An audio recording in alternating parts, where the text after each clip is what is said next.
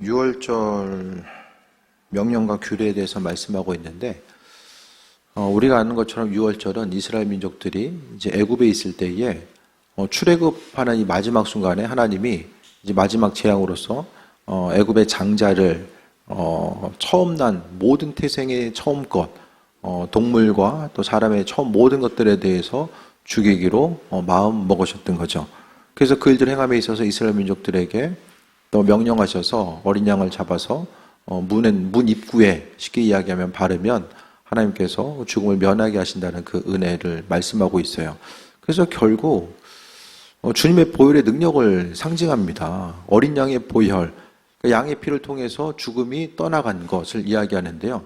하나님께서는요, 처음에 마음 먹으신 것이 애굽에 있는 것들만 죽이기로 마음 먹으셨던 것이 아니에요. 원래는 이스라엘 민족들의 처음 태생도 다 죽을 수밖에 없어요. 원래는 다 죽게 돼 있어요. 이게 뭘 이야기하냐면 모든 사람들이 다 죄를 범한 것이고 그 죄 때문에 죽을 수밖에 없는 그런 그들의 운명은 다 죽을 수밖에 없는 거죠. 그 스스로 지은 죄 때문에. 하지만 우리 다 마찬가지잖아요. 예수님 믿는다라는 거.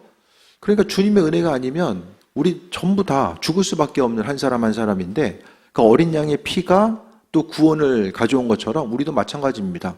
그리스도 예수 주님 때문에 우리가 영혼 구원에 이르게 되고 주님으로 말미암아 세임 얻는 귀한 삶을 살게 되었음을 또한 말씀하고 있습니다. 그래서 우리가 정말로 잊지 말아야 될 것은 이 말씀을요,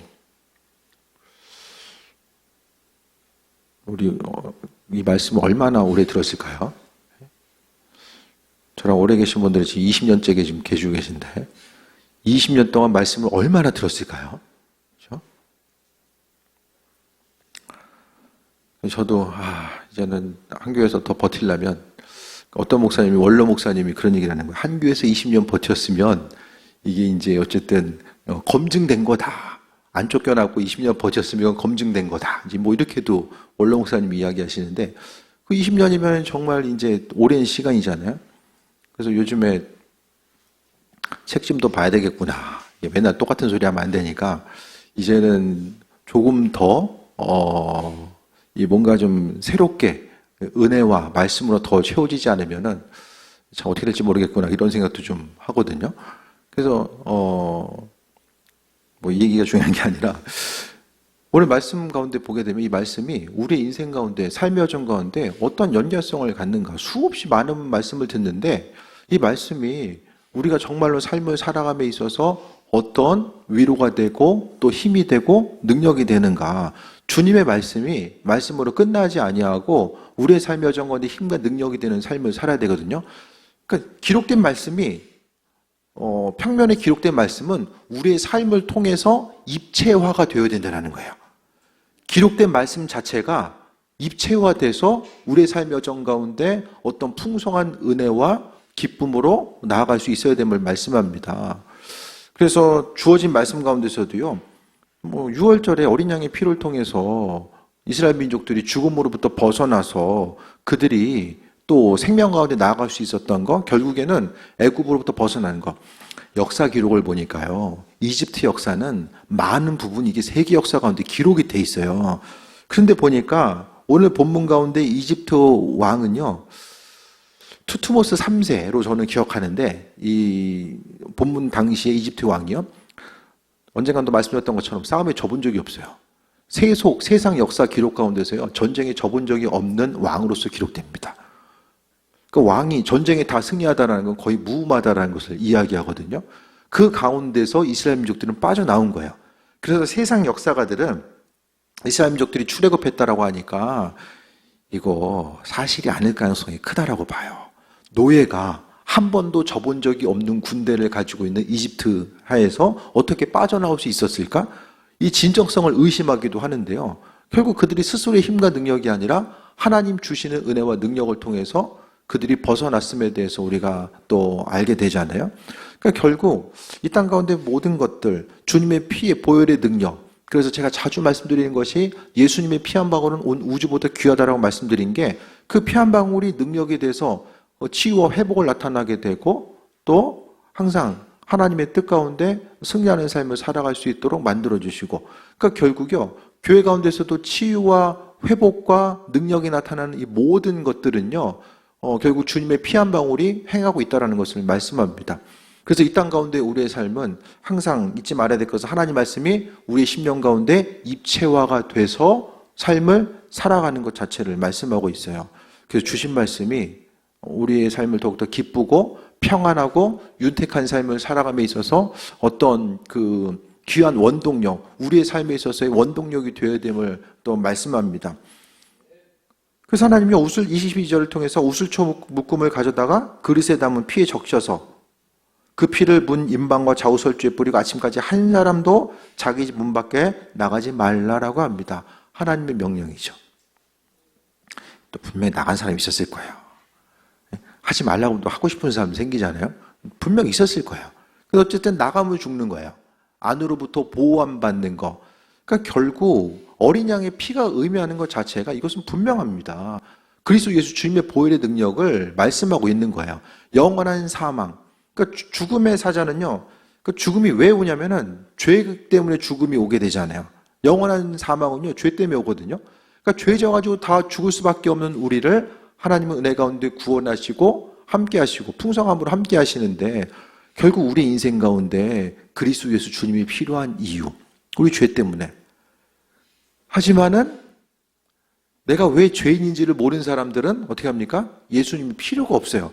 복음이 들어가기 가장 힘든 사람들이 바로 스스로 죄인임에 대해서 인식하지 못하는 사람들이 이제 그러한 거죠. 그러니까 주님의 피의 능력을 우리가 누리면서 살아가고 있는가? 주님의 피를 의지하고 그분 때문에 우리가 영혼 구원에 이르게 됐다라는 사실과 함께 우리 한 사람 한 사람이 주님께서 가진 그 은혜와 능력을 누리면서 살아가고 있는가? 그러니까 우리는요, 어떤 심적인 아픔과 어려움이 있을 때에, 눌림이 있을 때도 그리스도 예수 주님의 보혈의 능력에 의지해서 선포해야 되고요. 치유와 회복도 선포해 나가야 됩니다. 지난번에도 말씀드렸던 것처럼 제가 원준상 선교사님 브라질 이제 치유사역자 말씀드렸잖아요. 그분이 행하는 것도요, 결국 그리스도 예수 주님의 보혈에 의지해서 선포하는 거예요. 한 영상을 봤더니 이제 브라질에서 사역인데 한 여자분이 이제 태어날 때부터 한쪽 눈이 안 보인 거예요.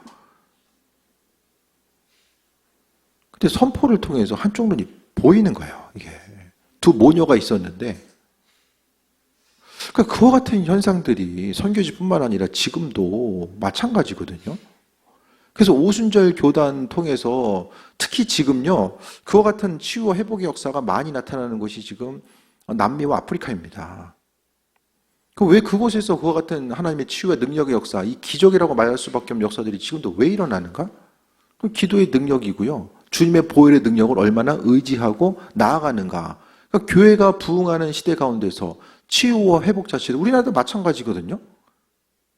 기도에서 질병 치유됐다라는 게 한국 교회 역사 가운데 이게 낯설고 희귀한 일이 아니라 그래도 열심을 다해서 신앙생활하는 공동체 가운데서는, 가정 가운데서는요, 주님이 치유하고 회복하셨다는 이런 믿음의 간증은 그냥 보편적인 이야기로서 존재했음을 또 우리가 경험해 왔잖아요.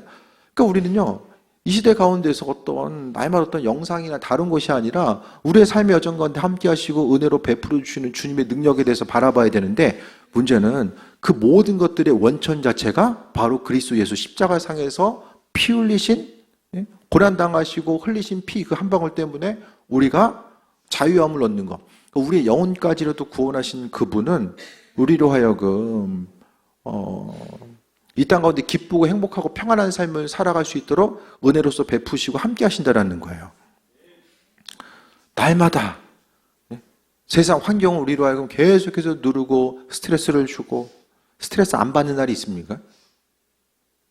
없잖아요. 하루하루 삶을 살아가면서 고난이 없고 크고 작은 스트레스가 없는 날이 어디가 있어요. 그러니까 우리가 삶을 살아가면서 그 기쁨의 원천 자체를 바로 그리스도 예수, 그러니까 주님 때문에 우리가 새 먹고 나아가야 되는데, 피를 보면 어떻게 됩니까? 죽음의 천사가 넘어가는 거예요.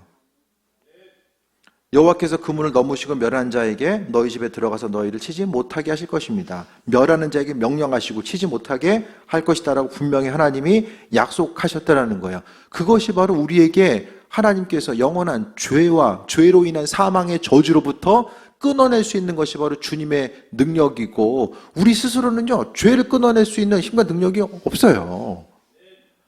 죄 짓고 싶어서 짓는 사람이 누가 있어요? 사람이 끊고 싶어도 동일한 죄 반복해서 짓는 경우들이 많이 있잖아요. 이런 부분을 생각했을 때에 주님의 보혈의 능력을 의지하지 않고는 우리가 세임 얻는 삶을 살아갈 수 없는 것이고, 그러니까 결국 이 땅에 주를 위해서 삶을 살아가는 것도요, 아버지 피 한 방울이 너무나도 귀하기 때문에 그 피 한 방울, 그러니까 복음을 모르는 사람들, 예수님을 모르는 사람은요, 죄 때문에 다 스스로 영원한 사망에 이르지는 것에 대해서도 모르고 죽어요. 영원한 사망이 있다는 사실조차 모르고 죽게 되거든요. 그들에게 가장 필요한 것이 무엇입니까? 그리스도, 오늘 어린 양의 피를 통해서 생명의 구원을 얻은 것처럼 지금도 마찬가지입니다. 결국 우리가 인생을 살아감에 있어서 여러 가지 결핍을 느끼게 되는데, 그 결핍을 느낌에 있어서의 중요한 부분이, 많은 부분, 이것도 없고 저것도 없고 뭐 이런 부분 저런 부분 얽혀 있어서 이런 결핍이 아니라, 결국 모든 것에 있어서의 결핍의 핵심 자체는 그리스도 예수 주님에 대한 결핍이라는 거예요. 그래서 결국 주님 외에 다른 것에 계속해서 관심 두고 중심을 주다 보면요, 예수님께 소망과 중심을 두는 사람은 다른 것이 아무리 힘들고 어려워도 거기에 내 인생의 목적과 가치가 있지 않기 때문에 그냥 가볍게 넘길 수가 있어요.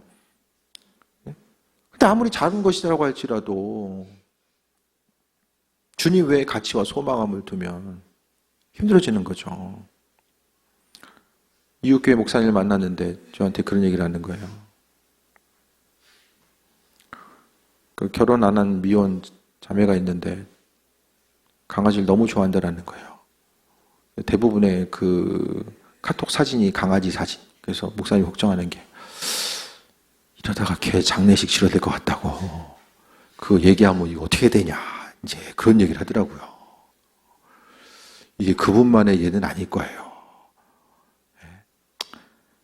그냥 걔와는 상관없이 그냥 나중에 위로 예배 드리시면 되지 않을까요? 그냥 그렇게 이제 마무리를 졌거든요. 결국 가치를 어디에 두느냐, 인생의 기쁨을 어디에 두느냐. 강아지 수명이 한 15년 된대요. 네. 우리도 마찬가지거든요.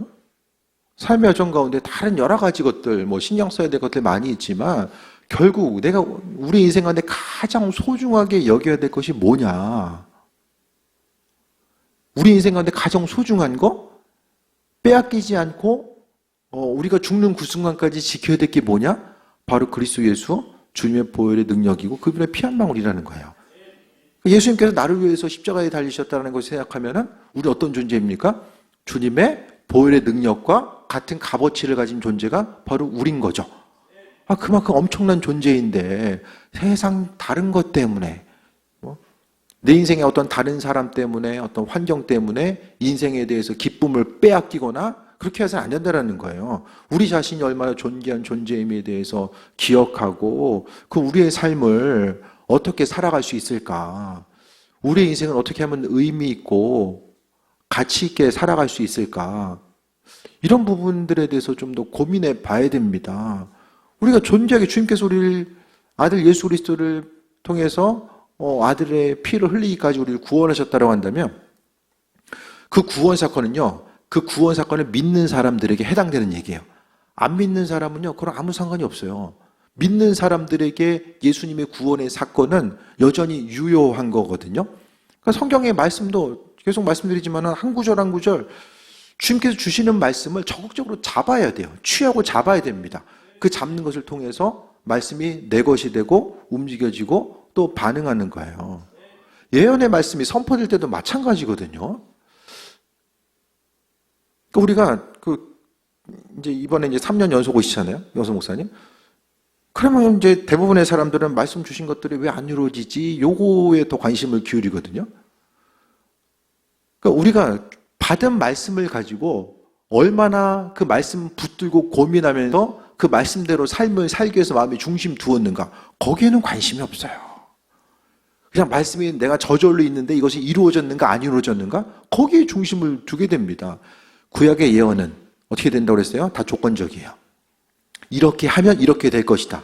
찾아보세요. 다 조건적이에요. 하나님께서 하나님의 방법대로 이루시는 것 같아도 하나님의 뜻대로 이루시는 거, 마음대로 하시는 것이 아니라 하나님께서 허락하신 은혜와 충만함이 있거든요. 그러니까 대부분의 사람들이 은혜와 충만함을 누리고 또 주실 것에 대한 소망함은 있는데 그것을 위해서 대가를 지불하면서 삶을 살려고 하지는 않는다라는 거예요. 그것보다는 그냥 인생 가운데서 뭔가 주를 위해서 치열하게 삶을 살아가는 것에서는 별로 관심을 기울이지 못하고 살아가게 되는 거죠. 주님 원하시는 삶, 또 주님의 보혈의 능력에 의지해서 삶을 살아가는 것 자체가 뭘까? 신앙생활을 한다는 것은 그리스도 예수 주님을 더 깊이 만나고 그분을 묵상하는 존귀한 삶을 살아가는 것에 대해서 이야기하고 있는데 하루하루 삶의 여정 가운데 신앙인으로서 그 핏값의 그런 합한 자, 그러니까 그리스도 예수 주님의 보혈의 능력으로 우리가 하루하루를 살아가고 있다고 한다면 그 능력에 합한 자로서의 삶을 어떻게 살아갈 수 있을까? 이 시대 가운데 자신의 삶을 드리고자 하는 것. 주를 위해서 하나님은 그분의 최고와 최선의 것을 우리에게 주셨거든요. 이미 주셨어요.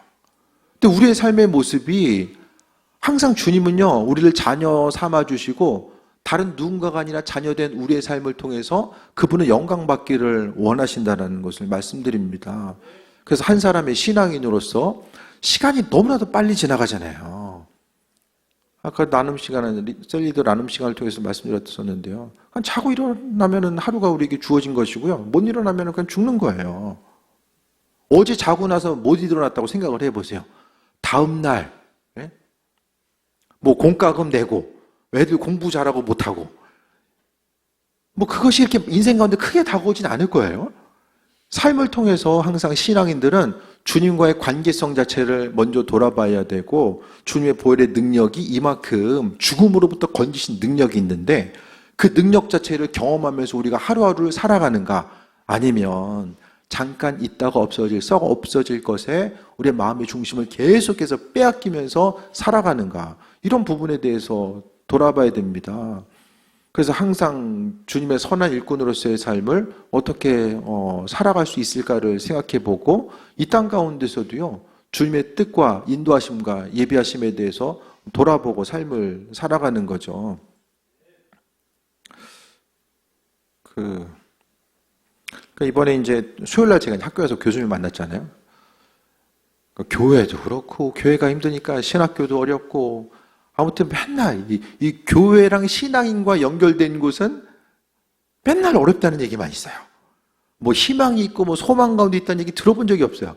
그러니까 오히려 사람 만나는 게 우울해져. 이렇게 하다 보면은. 다들 그냥 목사님들도 다들 그냥 우울증 걸리려고 그러고 이 모양 저 모양으로 그냥 어려운 얘기들만 계속 하고 이제 선교지는 선교지대로 여기는 여기대로 심지어 학교는 학교대로 60명 학생 뽑던 게 지금 15명 뽑는데요. 3년 연속 학생수 못 채우면 꽉 없어지는 거야. 15명이 이제 정원된 거야. 그러니까 이런 시대를 우리가 살아가고 있잖아요. 이 시대적 상황 가운데서 하지만 하나님께서 우리에게 맡겨주신 사명은 변치 않고 아주 어렵다고는 하지만 어려운 것에 계속해서 관심을 기울이고 그냥 그 소식 계속 들어봤자 인터넷에도 보면은 어쩌면 설교에 있어서의 그 어떤 그 쇼츠 같은 것도 보면은 제목들이 상당히 좀 자극적이고 교회의 부정적인 것들만 계속 강조되는 이런 것만 띄어져요. 긍정적으로 이렇게 해야 된다는 거는 별로 없어요. 교회가 이런 문제가 있고 이런 목사가 문제고 평신도가 문제고 그것보다는 우리가 정말로 존귀한 자로서 그리스도 예수 주님 보시기에 합한 자, 존귀한 자로서 믿음의 정체성을 가지고 삶을 어떻게 살아갈 수 있을까? 기쁨과 소망함 가지고 어떻게 살아갈 수 있을까에 대해서 마음의 중심을 더 둬야 됩니다. 너희를 치지 못하게 하실 것이다. 죽음은요, 사망 권세는 항상 우리를 삼키려고 해요. 사단은 사망 권세는요, 우리를 계속해서 삼키려고 하고 우리의 마음과 생각을 흔들려고 합니다. 그래서 본질 아닌 거에 목숨 걸게 만들고요. 하나님과의 뜻과는 상관없는 것에 마음의 중심을 계속해서 두게 만들거든요. 그래서 우리가 하나님의 백성으로서의 삶을 어떻게 살아갈 수 있을까? 거기에 이제 중심을 두어야만 합니다. 그래서 우리 한 사람 한 사람 주께서 사명 맡겨주셨잖아요. 하루하루 정말 우리 주님 만날 때가 있어요. 죽고 끝이 아니라 우리가 나중에 심판대 앞에 반드시 서게 됩니다. 그 앞에 섰을 때에 이 땅 가운데 정말 무명으로 있다가 사라질 수 있겠지만은 주님께서는 우리의 삶을 분명하게 또 기억하신다라는 거예요. 제가 다음 달에 이제 독일 세미나에 가는데 그 일정에 대해서 선택하게 된 이유가 두 가지가 있었어요.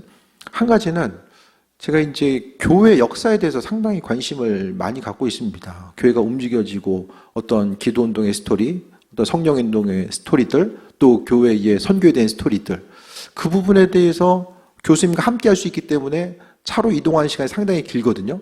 그러니까 계속해서 물어보면서 답을 얻고 나갈 수 있는 일생에 있을 수 있는 기회가, 이런 기회가 쉽지 않거든요. 그래서 그걸 잡았고, 또 한 가지가 전에 말씀드렸던 것처럼 헤르누트라는 신앙 공동체, 모라비안 교도들의 공동체입니다.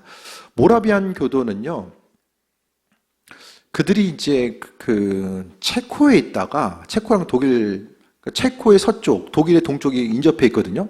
그러니까 체코에서 신앙적인 박해를 받아서 많은 사람들이 이제 독일로 건너오게 됩니다. 그래서 헤르누트의 모라비안이라고 하는 공동체를 이루게 됩니다.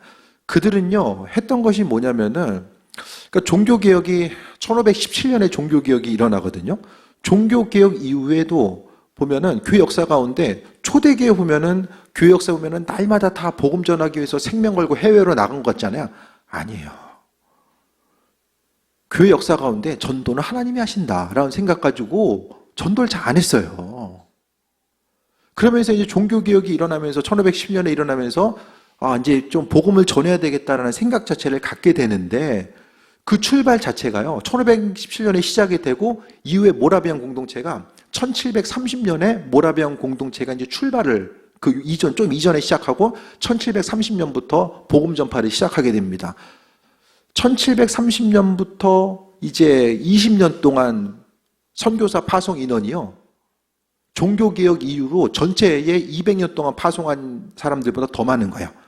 1500년부터 1700년 동안 200년 동안 유럽에서 선교사로 파송한 인원과 모라비안 공동체가 1730년대부터 30년부터 20년 동안 파송한 선교사가 더 많은 거예요.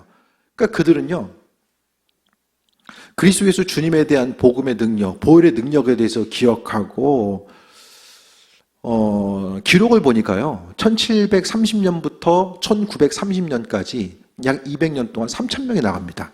지금 공동체가 모여있는 사람들이 500명 남아있대요. 그 500명에 남아있는 그 중심에 보니까, 그 마을 중심에 보면 무덤이 있어요. 선교로 나갔던 사람들.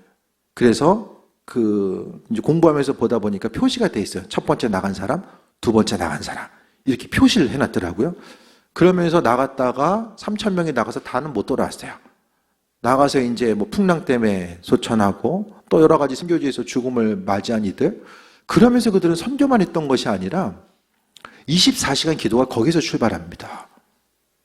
1년 365일 24시간을 2명씩 짝을 지어서 한 공간에, 지금 이제 탑이 생겨져 있더라고요. 그곳에 모여서 한 곳에서는 기도의 영성이, 주의 음성 듣고 기도의 영성이 그들로 하여금 그 작은 마을에서 정말 3,000명의 사람들이 선교에 나갈 수 있는, 하도 많이 나가려고 하니까 어떻게 하냐면 기록을 보니까,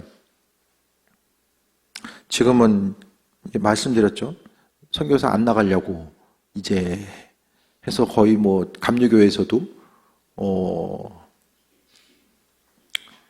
선교에 지금 대가 끊기게 되는 이 안타까운 상황에 있는데, 그 당시에 이제 기록을 보니까 헤르누트에서는 하도 선교를 나가고자 하는 사람이 많으니까 제비뽑기를 했다는 거예요. 서로 나가려고 하니까 제비뽑기. 이 상상이 되십니까? 이런 상황들이? 그들은 왜 나갔을까?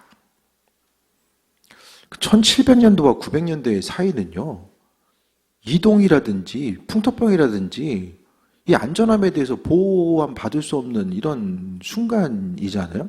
그러니까 근대 선교의 출발점이라고 할 수 있는 곳이 이제 그곳인 거예요. 그러니까 그들의 삶을 보면 모여서 기도하고요, 주님의 은혜에 대해서 음성 듣고, 어쨌든 땅끝까지로 복음 전하는 거, 그리스도 예수 주님의 보혈을 세상 가운데 보혈로서 세상을 덮는 데 마음의 중심을 두게 됩니다. 그 무덤을 보니까 어쨌든 가기 전에 좀 공부를 해야 돼가지고 좀 영상도 보면서 보니까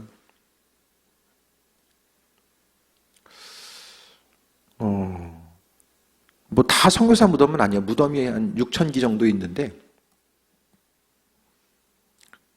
그러니까 지금까지 오면서 뭐 몇백 년 동안 무덤이 6,000기라고 하면은 뭐 생각해 봤을 때에 인구 숫자가 그렇게 많은 게 아니잖아요. 그 원동력이 뭐였을까? 그 수많은 사람들이 선교지를 향해 나아갈 수 있었던 원동력이 뭐였을까? 그 마음속에 두려움과 어려움도 있었겠지만은 그들은 결국 은혜의 빚진 자, 성경은 우리에게 은혜의 빚진 자라고 이야기하고 있잖아요. 그리스도 예수 주님의 보혈의 능력과 은혜의 빚진 자로서 그 빚진 자로서 주의 영광 위에 살기 위해서 선교지를 향해서 나갔던 것이 아닌가라는 좀 생각을 해보게 됩니다. 우리가 이 땅 가운데 그리스도 예수 주님 때문에 고난당하는 것, 크고 작은 어떤 고난의 모습이 있을 때에 그 고난받는 것에 대해서 원치 않는 시대를 살아가고 있죠. 그리스도 예수 주님 때문에 영광을 받으려고 하고 또 고난받는 것은 이상하게 여기고 또 피하려고 하는 이 시대를 우리가 살아가고 있잖아요. 그렇다고 한다면 오늘 말씀 가운데 주님은 예수 그리스도 주님의 보혈의 능력이 필요하지 않은 사람이 없어요. 사단이 행하려고 하는 건 계속해서 믿는 사람들 죽이려고 하는 거예요. 이 모양 저 모양 영을 죽이고 몸을 죽이려고 하는 것이 사단의 역할입니다. 그래서 원망과 다툼과 불평과 억울함, 이런 것들이 다 사단이 충동질하는 것이고 또 주님 주신 지혜를 뺏어가는 이 모든 것들이 다 이 사단이 움직이고 행하는 거죠. 그렇다고 한다면 우리가 잊지 말아야 될 것은 우리 모두가 다 주님의 보혈의 능력, 그리스도 예수 주님이 필요한데 그 주님이 필요한 이유에 대해서도 왜 내 인생 가운데 주님이 필요한가? 또 한 가지는 그리스도 예수 주님 의지하는 귀한 삶을 우리 한 사람 한 사람이 지금 살아가고 있는가?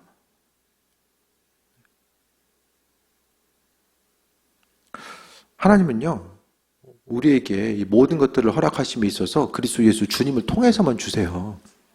하나님 우리에게 직접 주시는 건 아무것도 없어요. 그리스도 예수 주님을 통해서 모든 것을 주신다니까요. 예수님 통해서 영혼 구원하시고 예수님 통해서 모든 걸 주시는 거예요.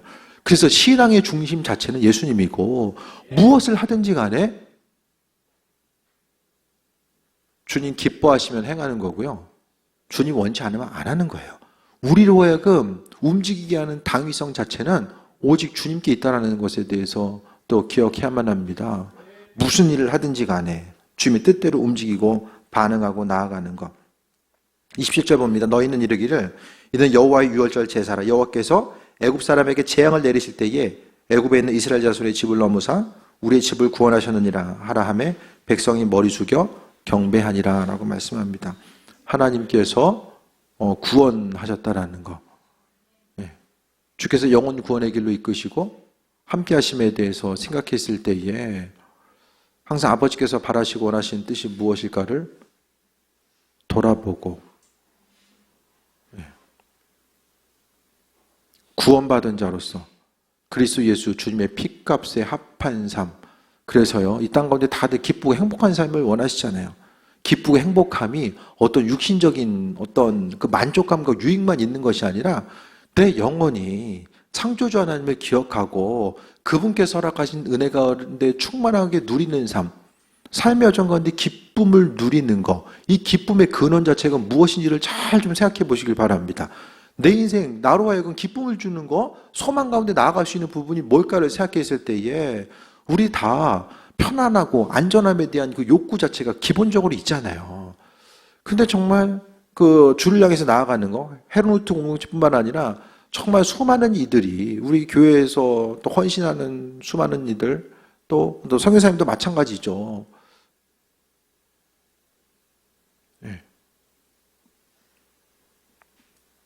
무엇이 그들로 하여금 선교를 향하게 하고 또 무엇이 우리로 하여금 교회 공동체를 이루게 하고 또 이 땅 가운데서 시간과 물질을 구별해서 주께 나아가게 하는 이 근본적인 것들이 무엇일까? 신앙의 이유, 삶의 목적과 행복의 이 모든 중심 자체는 그리스도 주님의 보혈이라는 거예요. 그래서 적극적으로 예수님의 보혈이 내 안에 있을 때에 우리 죄로부터 구원하시고, 그 죄로부터 구원하신 주님은요, 우리 한 사람 한 사람의 기쁨과 은혜와 충만함을 회복시켜 주시고, 그러니까 사단은 그냥 있지 않습니다. 악한 영, 귀신은요, 끊임없이 교회를 무너뜨리고 또 성도들을 공격하고 가정을 파괴하는 일들을 계속해서 하게 된다니까요. 그것을 모르면 우리가 사단과의 싸움에서 이길 수 있습니까?